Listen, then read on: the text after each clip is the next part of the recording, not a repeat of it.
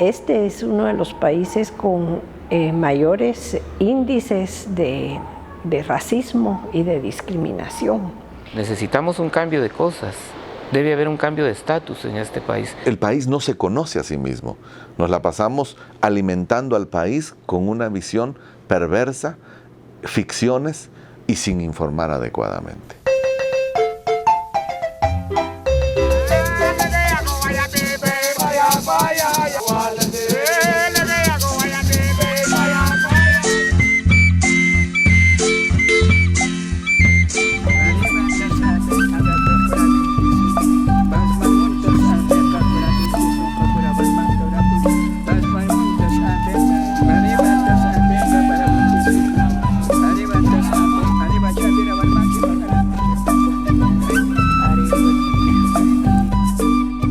Cada uno de los pueblos se representa dentro de una identidad propia, dentro de una cosmovisión propia, pero insisto, el pueblo maya es el más grande. Una civilización comparada con las civilizaciones madres, a la par de la egipcia, babilónica y otras. Los mayas fuimos capaces de generar conocimiento. Yo creería que hay un imaginario colectivo que separa la herencia y la cultura maya ancestral de la cultura y la vida indígena actual. Estos pueblos indígenas son los que tienen los peores índices de desarrollo humano. Tenemos uno de los datos de mayor desnutrición crónica en el mundo. Estamos comparados con pueblos como África del Subsahara. Ver los hospitales, ver las escuelas en las áreas rurales, realmente usted se asustaría. El tipo de abandono que hay no les interesa.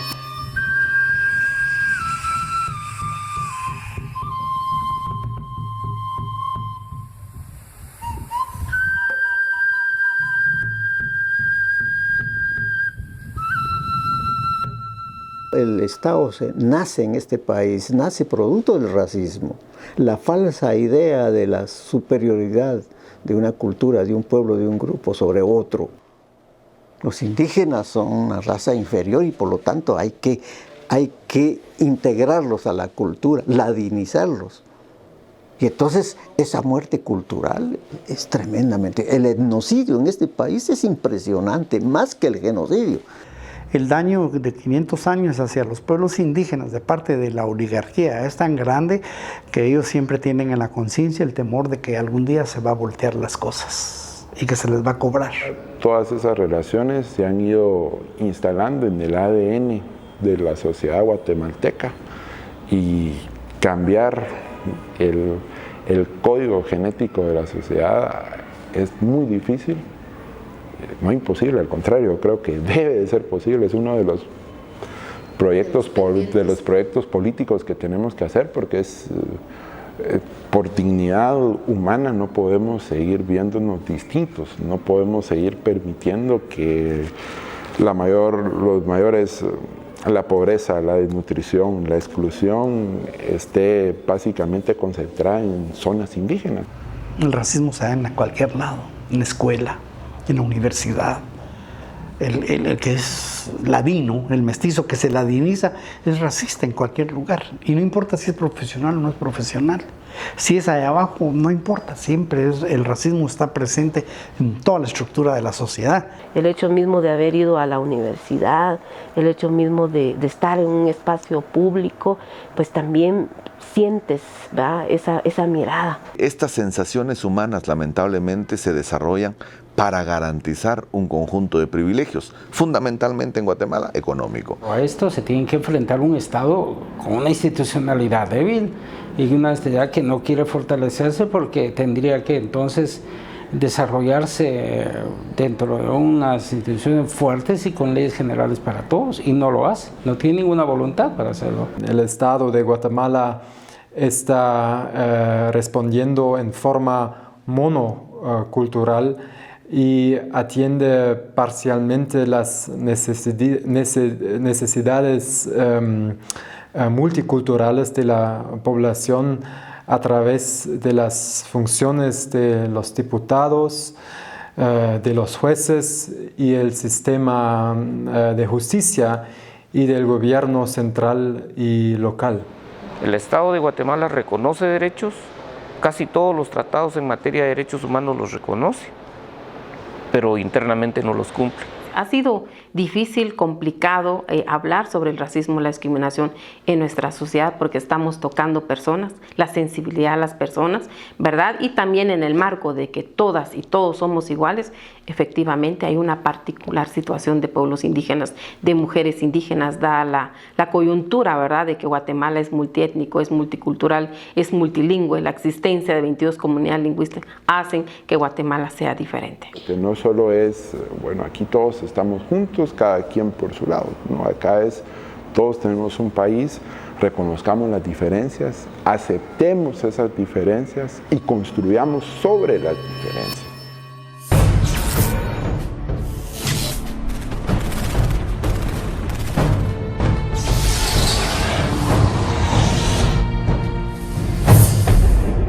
Pueblo de Guatemala, la paz ha sido firmada. Es el principio de una nueva era para Guatemala. El conflicto armado cerró mucho la expresión local, la libre participación, la libre opinión, bloqueó el sistema de autoridades locales y mucha gente fue asesinada a ese nivel de autoridades locales, ¿verdad? En mi pueblo, por ejemplo, yo soy de un municipio, Cachiquel, donde el primer alcalde indígena, a mucho orgullo, que subió, duró 3 días porque después lo asesinaron. Entonces, ¿quién iba a querer ser? Y obviamente afirmando su identidad para decir yo ahorita quiero sucederle, nadie. Sencillamente vino alguien que no era indígena. Y así como está ese ejemplo, sucedió a nivel nacional. Mucha gente tuvo a la mano conocimientos terribles como el manejo de armas, como el manejo de organizaciones local para la confrontación, una tecnología del enfrentamiento promovida por el Estado, ¿verdad? Después de la firma de la paz, ya cada vez el empezar a afirmarme como indígena, mi identidad y a sentirme orgulloso empieza un proceso de rescate de las autoridades indígenas. A partir de la firma de los acuerdos de paz se crea diversidad de instituciones, en este caso la Defensoría de la Mujer Indígena, el Fondo de Desarrollo Indígena Guatemalteco, FODIGUA, la Comisión Presidencial contra la Discriminación y el Racismo, ¿verdad? Dada la situación, ¿verdad?, de visibilizar el derecho de los pueblos indígenas. Los acuerdos de paz lanzan esta idea de participación política a todo nivel, porque saben que hay que estar presentes en el complejo, en todas las instituciones del Estado. Es esa posibilidad que ahorita yo puedo participar y no tengo necesariamente la amenaza directa de que tenga implicaciones fatales.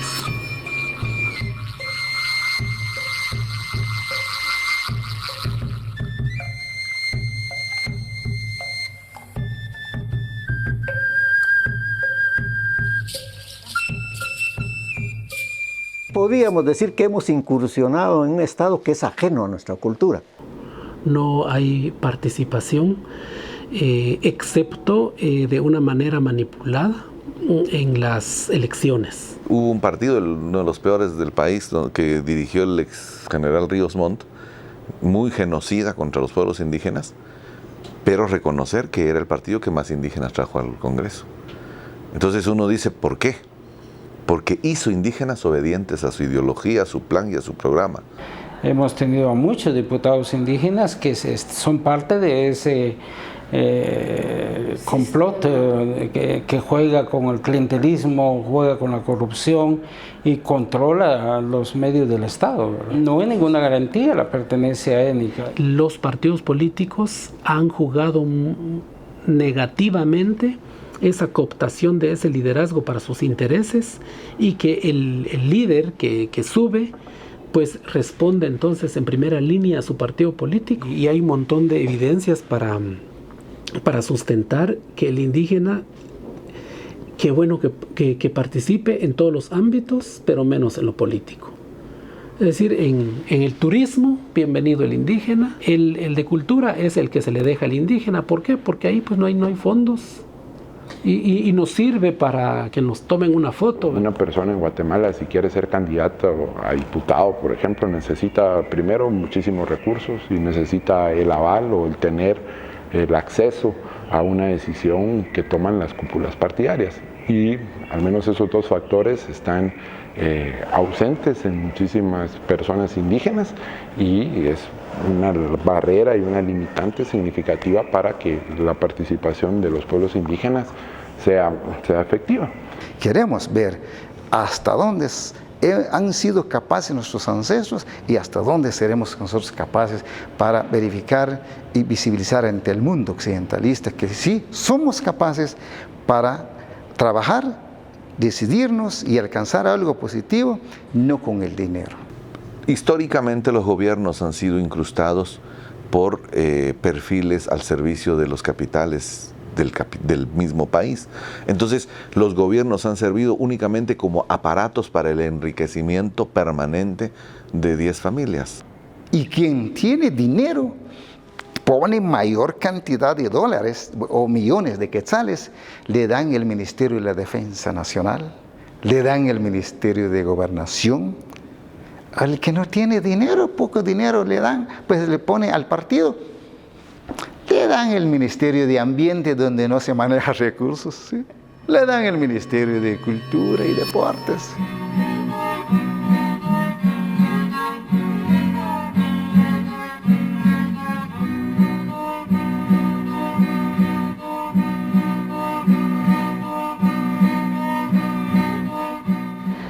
Cuando asumimos posición política los pueblos indígenas, nos patea a la izquierda y nos atropella a la derecha. La izquierda, porque siempre nos ha querido arrebatar el derecho de dirigir este proceso. Ustedes nos deben, los muertos los pusimos nosotros y los comandantes fueron ustedes. No estamos peleando con la izquierda, estamos peleando que ellos reproducen también una lógica de discriminación.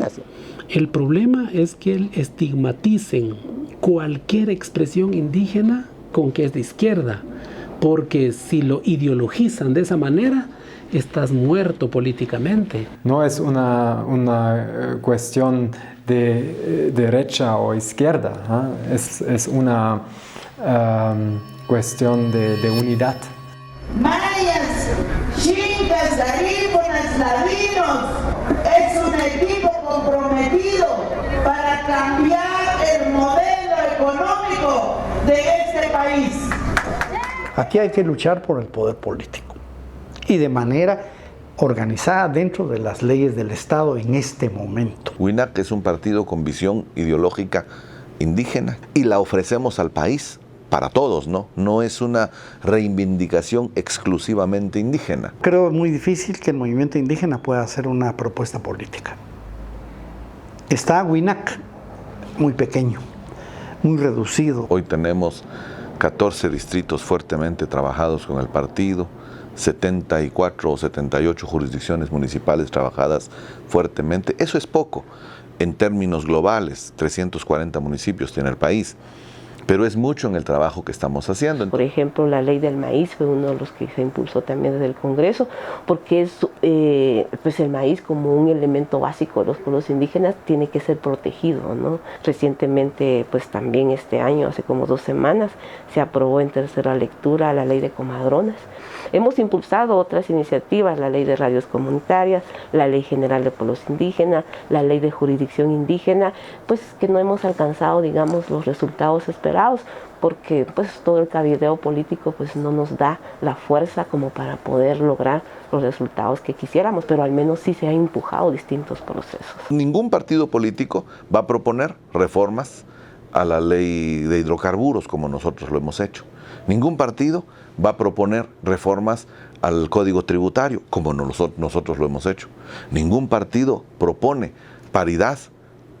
Ningún partido propone reconocimiento de la función jurisdiccional indígena. ¿Por qué? Porque eso trastoca el poder instaurado. Cuando fundamos el partido, dijimos, por lo menos en 20 años tenemos que pensar que podemos alcanzar el poder, a sabiendas que nuestros potenciales líderes y candidatos a punto de ganar la presidencia pueden ser asesinados. Tenemos que tener capacidad de relevo y construcción de materia orgánica humana. Nuestro capital humano es realmente limitado al empezar, pero llevamos 8 años. Entonces yo estoy lleno de motivaciones y esperanzas. Hay un contagio importante en pequeños círculos académicos indígenas, en grupos empresariales indígenas, pequeños, pero también en un mundo mestizo que comprenden la necesidad y el reto de construir un país más plural. Tenemos que tener el poder. Nosotros lo que tenemos que hacer como WINAP es unirnos cada día más y más como una cadena.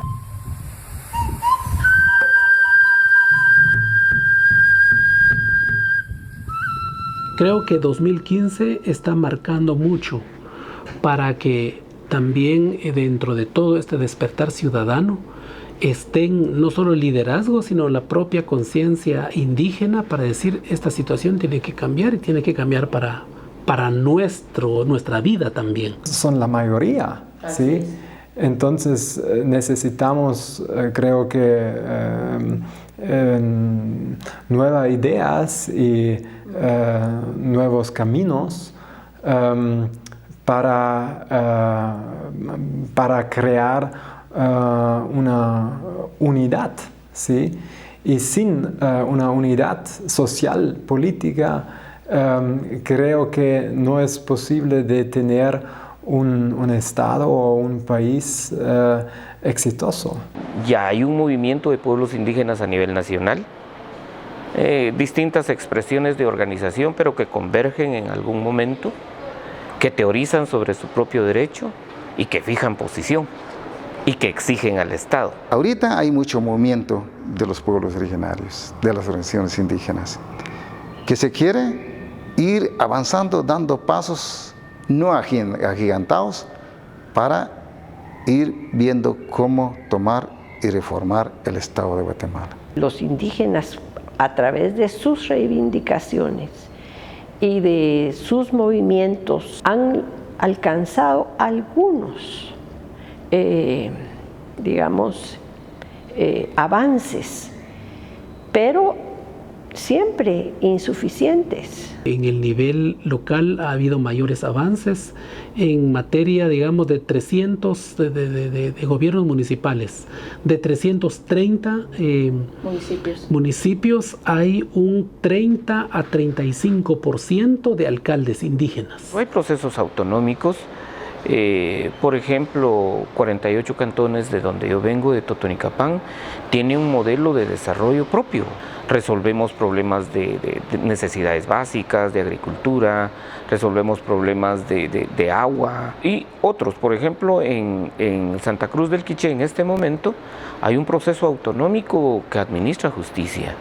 Sí, hay experiencias, ¿verdad?, acerca de ese diálogo local, voy a llamarlo en los niveles municipales, pero de municipios muy importantes como Totonicapán y Sololá, que representan fuerzas de liderazgo en este país, que han obligado a las fuerzas del Estado a un diálogo local y a tomar compromisos periódicos sobre casos concretos. Esto ha democratizado mucho las relaciones, sobre todo dentro del sector justicia. En coordinación con otras agencias de cooperación internacional, hemos brindado asistencia técnica para elaborar propuestas de reformas legales que modifiquen la forma de participación política de los pueblos indígenas. Y aquí ya tenemos un primer instrumento que hicimos con la colaboración de la Conrada de Nahua en Guatemala. Es un manual sobre cómo en el derecho penal se garantizan los derechos culturalmente diferenciados. Esto pasa por revisar los roles de cómo se investiga con pertinencia cultural, cómo se defiende con pertinencia cultural y cómo se resuelve con pertinencia cultural, rompiendo un poco el modelo de la igualdad, desde el derecho a la igualdad, que anula la diferencia cultural. Eso es muy importante y esto es realmente nuevo en Guatemala, promover un diálogo local entre el Estado y las comunidades a partir de algo que sea efectivo y dentro de la regularidad del Estado. No queremos ver minería, afuera la minería. Levante la mano todos y todas a los que dicen no están de acuerdo. Una vez ratificado un tratado en materia de derechos humanos, un tratado internacional, es una ley para el Estado y es una obligación. Afortunadamente los que gobernaban eran un poco ignorantes, pensaron que era una concesión así de una ley específica. Hoy se dan cuenta que cometieron un grave error, porque eso nos ha servido para el litigio. Hoy se contabilizan casi 100 consultas comunitarias donde la gente ha dicho no a la explotación de recursos. Hemos tenido lamentables hechos en donde los mismos gobiernos han impulsado estados de sitio, ¿no? Estados de excepción en distintos lugares en donde la gente se ha opuesto a los proyectos hidroeléctricos. Entonces hemos intermediado. Pero por supuesto que la gente va a reaccionar violentamente cuando la agresión contra los ríos, contra los cuerpos de agua es no solamente tolerada, sino promovida por ciertas instituciones del Estado. Si ponemos en el orden quién crea más conflictividad en el país, cabalmente el tema vinculado con consulta a pueblos indígenas es el que lleva el primer lugar. Hemos hecho todos nuestros esfuerzos para demostrar que la reglamentación del 169 es un error, porque un derecho constitucional, de jerarquía constitucional, que es la consulta, al reglamentarse desciende a un ejercicio meramente administrativo. El Congreso ya está trabajando con una propuesta le llaman propuesta de consulta a pueblos indígenas, y que prácticamente en pleno los pueblos indígenas rechazan esa propuesta. Hoy la Corte nos obliga a crear una ley, pero lamentablemente nos dice qué contenido va a tener y ya contradice el 169, porque la Corte de Constitucionalidad crea la figura de la consulta posterior y eso no existe en el 169. Y que una consulta posterior pierde la naturaleza jurídica de la consulta, porque si la decisión ya fue tomada, administrativa o legislativa, ¿ya qué caso tiene consultar?